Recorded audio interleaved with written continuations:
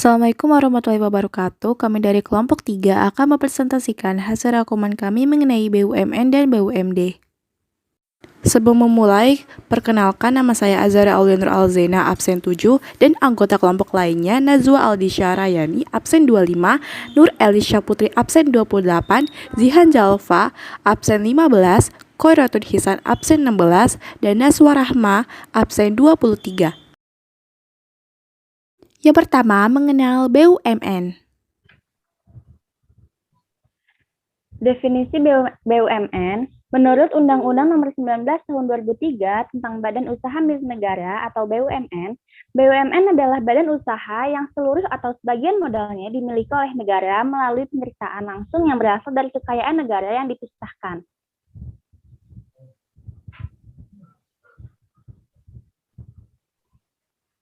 Maksud dari definisi tersebut, seluruh atau sebagian besar modalnya dimiliki oleh negara. BUMN saat ini ada dua jenis, yakni perusahaan umum atau Perum dan Persero.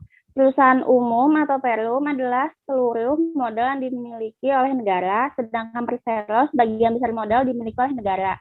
Modal BUMN melalui penyertaan langsung yang berasal dari kekayaan negara yang dipisahkan. Salah satu modal BUMN berasal dari APBN yang khusus dikeluarkan untuk penciptaan modal.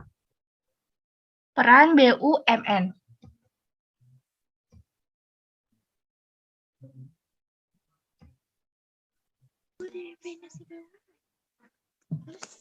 Peran BUMN yang pertama adalah sumber penerimaan negara.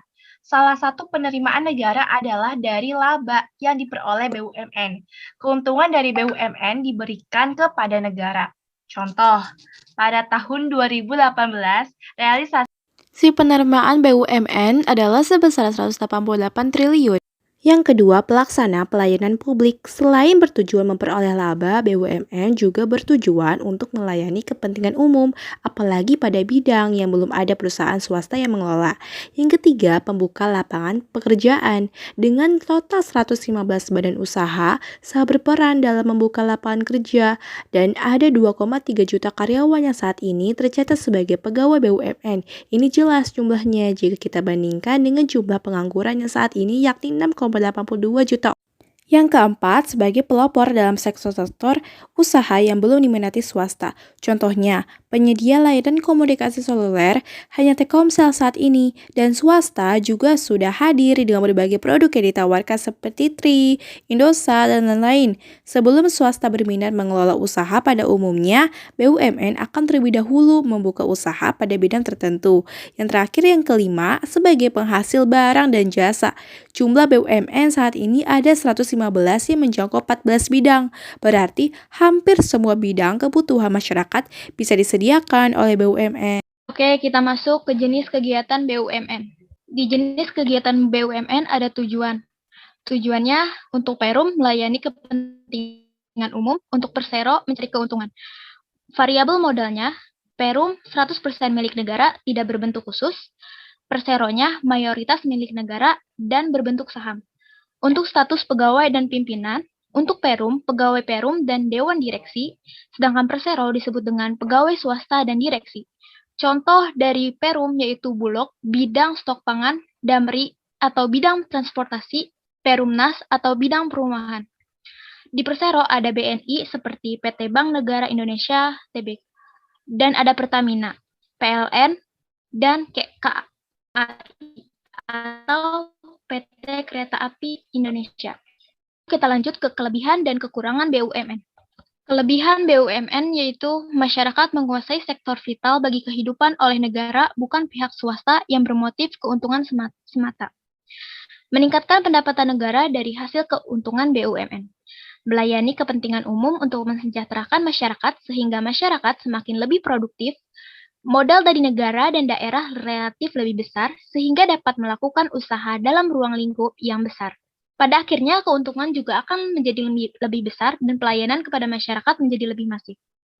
Kelangsungan usaha lebih terjamin dikarenakan modal yang didapatkan lebih besar dan dimiliki pemerintah. Sehingga saat BUMN sedang mengalami kesulitan dana, pemerintah dapat memberikan modal baru. Kekurangannya, pengelolaan kurang efisien dikarenakan tidak memiliki efisiensi produksi dan keuangan sehingga berakibat kurangnya laba yang diperoleh yang nantinya akan disektor ke negara. Mudah terjadi penyelewengan atau korupsi karena pengawasan yang lemah. Manajemen kurang profesional dikarenakan hubungan koordinasi yang bersifat birokratis membuat manajemen BUMN kaku. Mengenal BUMD.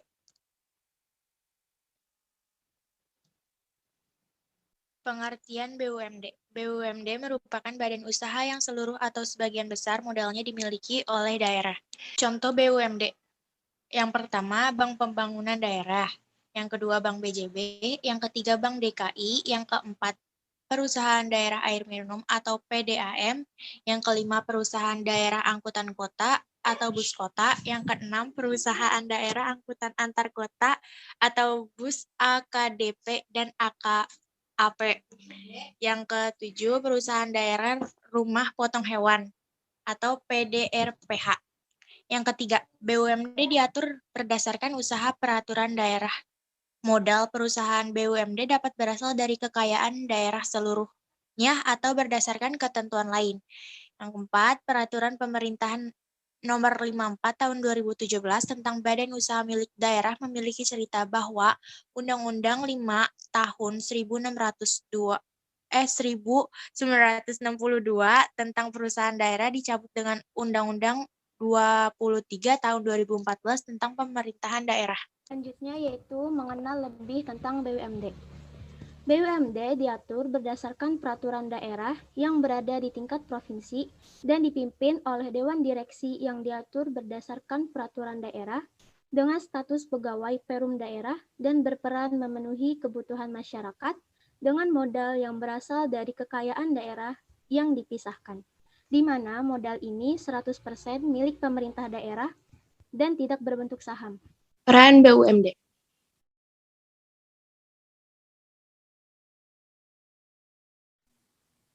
Peran BUMD. Yang pertama, pelayanan, menghadirkan pelayanan prima bagi masyarakat luas, penyedia barang bernilai ekonomi dan lapangan kerja. Yang kedua, untuk masyarakat. Pihak yang mengelola berbagai aset dan sumber daya alam daerah untuk memenuhi kebutuhan masyarakat. Yang ketiga, kemajuan. Membina pengembangan unit usaha kecil sebagai instrumen daerah untuk menata perekonomian daerah. Jenis kegiatan.